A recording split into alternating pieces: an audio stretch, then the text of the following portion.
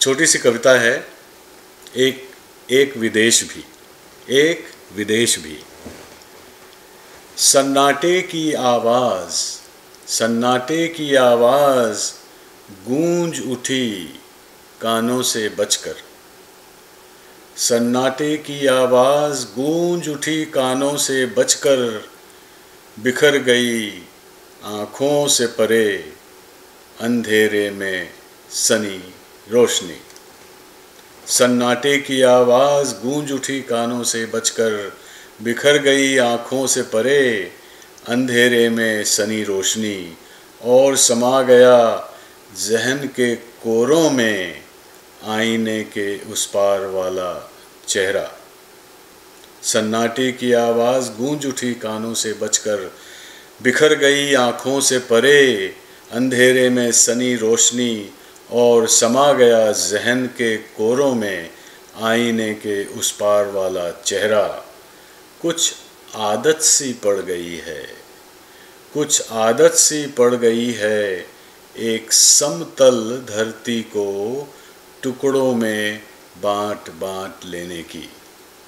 कुछ आदत सी पड़ गई है एक समतल धरती को टुकड़ों में बाँट लेने की।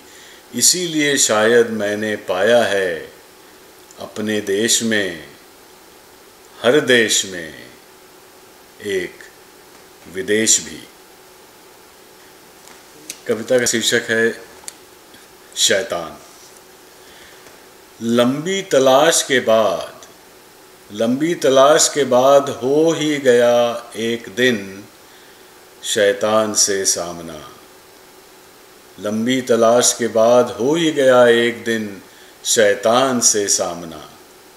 कई सवाल थे मन में, उसकी शक्ति का स्रोत क्या है? क्या आधार है उसके अस्तित्व का? अज्ञान, अंधकार, अत्याचार, यह सब उसकी धरोहर क्यों है? उसका निर्माण कब कैसे हुआ? वह कुकर्म की मूर्ति है या कर्म फल का वितरक?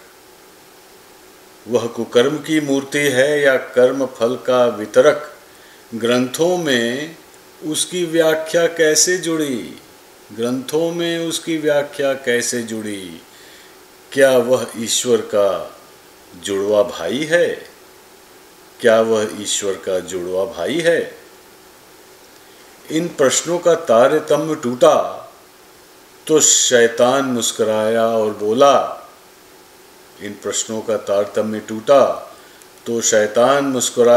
बोला, यह सब मुझसे क्यों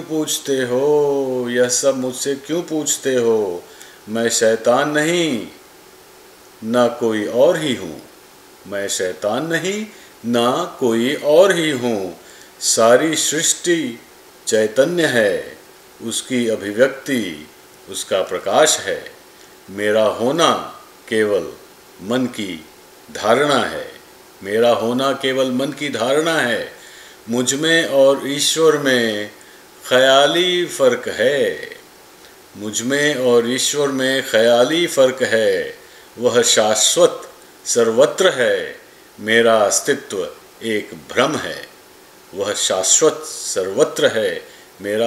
एक भ्रम है। मैं बस एक विचार हूँ उसका जो मेरी तलाश में है, जैसे कि तुम हो। मैं एक विचार हूँ उसका जो मेरी तलाश में है, जैसे कि तुम हो।